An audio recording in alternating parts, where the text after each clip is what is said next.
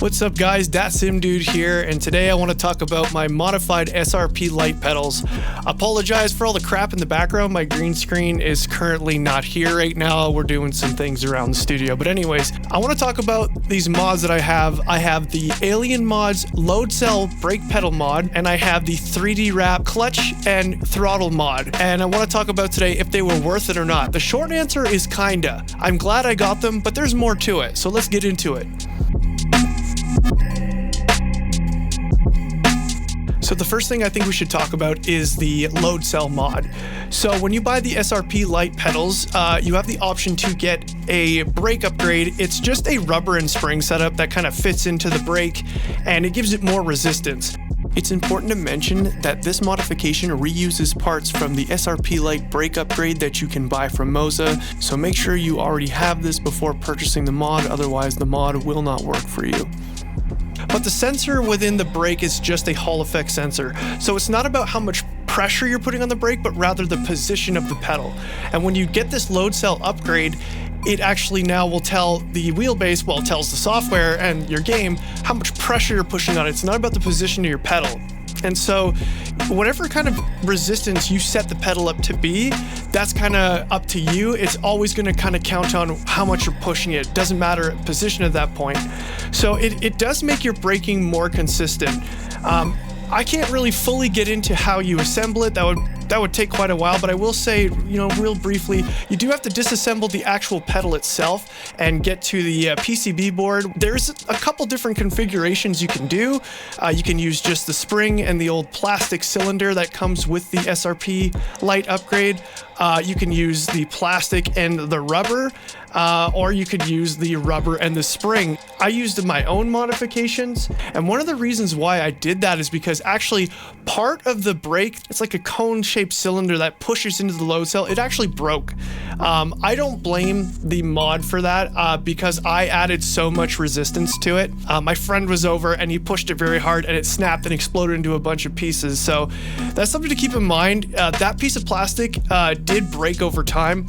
I ended up actually having my friend who broke it, which I'm not mad at him, by the way, if you're watching, it's totally fine. I say this every time he's over. He actually printed me some parts that are much stronger now. I'll actually get the part out of my toolbox right now so you can see what it looks like. It's so hard to get out of this thing. Oh, Jesus. So these here this is the part that broke. This is not the exact part. It's very similar looking to the one that it comes with. I actually don't remember what the original comes with because it's been so long. But yeah, so this part actually broke. The whole rim around the edge here snapped into 1,000 pieces. And I had the piece of plastic against this and then the rubber on top to give it a lot of resistance. And so it gave it a really stiff feel, but I think because the plastic was pushing on the very edge of the lip on the old one, that it snapped. So we ended up printing one that is much thicker and it has a little bit more resistance. He also made me two different sizes here. I don't know if that really shows on camera too well, but this one here is a little bit longer, so it presses into it a little bit more, so there isn't really a lot of travel between the load cell and what plunges into it. So I just quickly want to add in here that I don't think this mod was ever originally intended to run the plastic cylinder with the rubber. I think it was originally built just to run the spring and the rubber piece together while eliminating the plastic cylinder. I also added in some washers on top of the plastic cylinder and the rubber to make the brake a lot more stiff, and I think this is the reason why this piece of plastic broke. It does make your braking quite consistent. I'm gonna tell you right now, it's not necessarily a realistic feel, and it does take some getting used to, especially if you're running like it just on the plastic and the spring, because there's always this kind of point where you're pressing down, and as you're pressing into the brake, it kind of has a hard stop to it. So that's a little bit weird to get used to. I don't tend to run that. In fact, I run the rubber on the plastic for the most part. I do switch it up to the rubber and spring because I'm having some knee issues recently, and so sometimes it's nicer to have a little bit less resistance resistance so my knees can have a bit of a break. And also, when I use the rubber and the spring, it actually gives it more of like a progressive feel. It almost feels a little bit more like a realistic brake pedal. But the problem is when it gets stiff like a real brake pedal, I find that it's a little bit too deep of the press when I'm pressing it. So when I'm heel towing and stuff, it's a little bit nicer, you know, for like street cars, but I like to have the stiffer setup, just running the plastic and the rubber for something like GT racing or Formula racing. And then in that case, if I feel like, okay, I'm going to take a break from that and switch over to some street cars with the stiffer setup, I do find that doing heel toe is quite difficult, simply because you have to put so much pressure on it to kind of get that braking threshold that you want. Now, obviously you can go and adjust your settings in pit house and in the game, but that's a little bit more of an annoyance. I'd rather my brake just kind of have a feel across the board. So that is a bit of a downside to it, but there isn't really too much to say about the load cell brake pedal other than it is totally worth it if you like are dead set on staying with your SRP-Lite pedals and you would just like to get a little bit more consistency out of your braking and maybe a stiffer brake feeling. You will get that with this mod. It's just kind of hard for me to find that nice balance between the stiffness and the travel of the pedal. So something to keep in mind. If you're just like purely GT racing and you're really wanting to get like a stiff feel on your pedal, you can totally do that with this mod. I'll show on camera here. There's one I do here where I have the rubber and the plastic cylinder, where that's just basically, it has some squish to it, but it's very little. You almost get maybe an inch travel in that. And then if I want to have less resistance, I will take out the plastic cylinder and I will put in the spring instead with the rubber, and then it will give it a little bit more travel, but it still has more resistance than the original SRP brake mod. It's not that much difference when you're running the spring setup, but it is a little bit better for sure. One thing I will say, the rubber that the brake upgrade comes with, I don't know if it's just because it's getting old, but I feel like this mod just kind of wore into it a little bit. There's a video here I'm going to show now. So as you can see, the rubber is quite worn from this mod. Yeah, you can see that like it's kind of grooved in a little lip around it. It doesn't look like the rubber's going to fail anytime soon. Also, by the way, the design of this mod has changed. So the one that I have is the older design. I can't speak for the newer design, but it looks a lot better. It looks a lot more sturdy, and the wire looks a lot better. So I'd like to believe that this piece here has been upgraded and a little bit more sturdy. I think probably it's on me why it broke. The way I was running it, I was putting a lot more stress than it was originally intended for, but I was quite surprised that it broke, because it did seem to hold up pretty well. So, and if you're handy with 3D printing like my friend is, then you can just go ahead and make your own parts for it too if you really want to. I mean, that's what this is. Most of the parts are 3D printed. It looks like the housing around the actual load cell is 3D printed. I could be wrong on that. The part that this came with here, I do believe that was 3D printed. Again, I don't remember what it looks like because my memory is not that good. Price wise, we're gonna get into that later, because I would like to kind of just tally up like what it cost me to modify the pedals in total to see if it was worth it or not. So we'll get into that after. But if you're looking to just get a load cell onto your SRP-Lites, this is a great upgrade. Alien mod, awesome job. I really love it, and I look forward to using it today. Okay, so let's talk about the 3D wrap clutch and throttle mod. These are pretty cool, and the first thing I'm going to say is I think they look really cool. Like, they just add an aesthetic to the SRP-Lite pedals that just make them look so much more, I don't know, professional. It just makes it look more like a more high-end piece of kit. It really does. They're not perfect, but I will say they do add a nice amount of resistance, and I feel like they do improve your throttle control a little bit.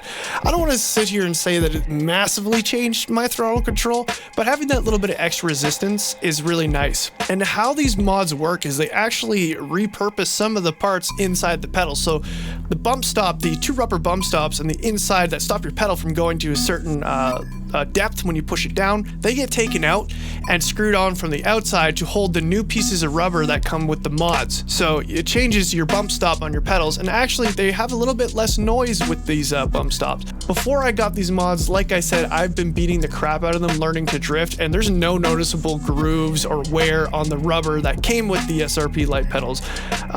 I've been obviously using these mods for quite some time now, and there is some groove in the rubber. It does look like it's indented it quite a bit. I could probably maybe spin it a little bit to kind of hit the other side of it. So I think eventually that's something I'm gonna have to worry about, but it's held up pretty good and it's less noisy, so that's a bonus. I'm not gonna get into how entirely you install these. I mean, when you get them, it's gonna show you how to do it, but I will give kind of a basic breakdown here. So basically there's an arm with a spring from the arm to the pedal mod, and then a rubber wheel, and then on the back of the pedal plate where your foot hits the pedal, there are ramps that you install. So you take off your pedal plate, you put the ramp on, you reuse the screws, and it holds ramps on there, and then it changes the resistance of the pedal, right? So there's a little plastic clip beside the wheel that you take off, and you could slide the rubber wheel to one side or another to choose whether you want a linear curve or one that has a little bit less of an aggressive curve. There's probably some terms that I'm not using correctly here, but like I'm smooth brain, but yeah, there's two settings for each one. So the clutch basically tries to simulate a bite point. You have two options to use there, and then for the throttle, there's resistance. And I gotta be honest with you, switching the throttle one, I noticed it a little bit, but not so much. And the clutch one, I noticed resistance, but I don't really feel the bite point on either one. Maybe that's just me. I've never found that the bite point thing that they put in the ramp, I've never really noticed it, but I do like the resistance that it gives, especially for some throttle control. And like I said, I don't want to say it's game changing, but it does help you be more consistent. I do think there are some problems with this mod. They're minor. Besides the rubber, the noise, basically where the spring is attached on the bottom side around the piece of plastic that rotates around the pin, you can hear some spring kind of noise, and you actually feel it through your foot when the plastic is kind of gripping the pin and rotating. So what I would do is I would put silicone lubricant in there to stop that from happening. I used to have to do it quite a bit, almost weekly, to get that to go away. Now, because I've been using them so much, I think that it's kind of worn in and broken in a little bit, so it's not really happening now. But you do kind of get that sensation that drove me nuts.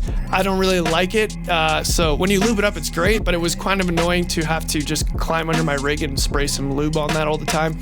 So it's something to keep in mind. Also, the ramps that attach to the pedal plates, they are not a smooth ramp.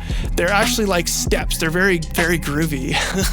But it's because they were 3D printed, right? So there's not a smooth ramp. It's more like micro stairs, if I had to put it. It's very like squarey. So you do hear some noise from that, and you do feel that through the pedal. Now, it doesn't bother me, that feeling. I can just kind of feel the roller on the pedal.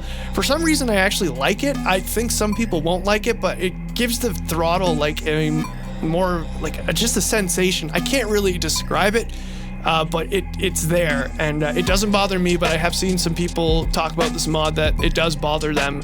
I think what you could probably do is just take some sandpaper and just smooth out the plastic a little bit. It's pretty minor if you ask me, but that's just something to be aware of.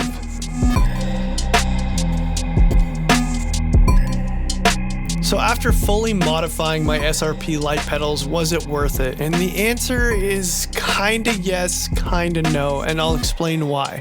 When you buy these products from 3D Wrap or from Alien Mods, it's in euros, right? So the shipping cost for me at the time was pretty high. So I mean, in total for Canadian dollars before shipping and taxes, it's $163. I think I ended up paying around $240 at the time from the shipping that I had to do.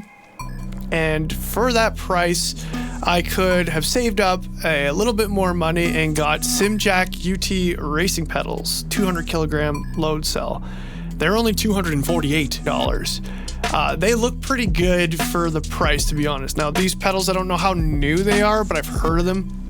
And I can't help but think, like, just a little bit more money will actually get me a full new set of pedals that look like they have a little bit more adjustability. I don't know too much about these pedals, but I do think that they look pretty good. They look better than mods. So it's kind of not worth it for the price because it's only a little bit more. But performance-wise, if you're dead set on using your SRP-Lite pedals and you just want to get a little bit more out of them, then I totally do recommend these mods. They're really cool, they give a really cool aesthetic, and it gives it more of a personalized feel to your rig. So it's kind of a yes-no. It really just depends on if you really want them or not. But they do make a difference, and they do make a more enjoyable experience. It's just, I can't help but think that like maybe I could have got some new pedals. Personally, I have to be honest with you guys, I think one of the least favorite parts of the Moza R5 bundle that I got these pedals with is the pedals are my least favorite out of the bundle. The next thing I would like to upgrade on my rig is my pedals. But I digress. I totally think that they're cool and they are worth it for what they do. But again, the price might not be justifiable, but it all depends on where you live and your conversion rates. So I'm in Canada and it's obviously going to be a little bit cheaper for me, but the shipping was not. So keep that in mind. It's kind of hard to give a definitive answer of whether you should or you shouldn't. It's kind of just one of those things where it's like, do you want to modify them or not? So they're cool, and I think it was cool. I think it was a fun project, and yeah, that's really all I can say. So that's my video, guys. I'm Dat Sim Dude. I really appreciate you guys tuning in, and I can't believe it. I know I'm a small YouTuber, but we are past 50 subscribers. That's friggin' awesome. I really didn't think anybody was gonna care about my first couple videos, but they're all over 1,000 views, so that blows my mind. So, you know, lit fire under my ass to keep making more, and I'm stoked for it.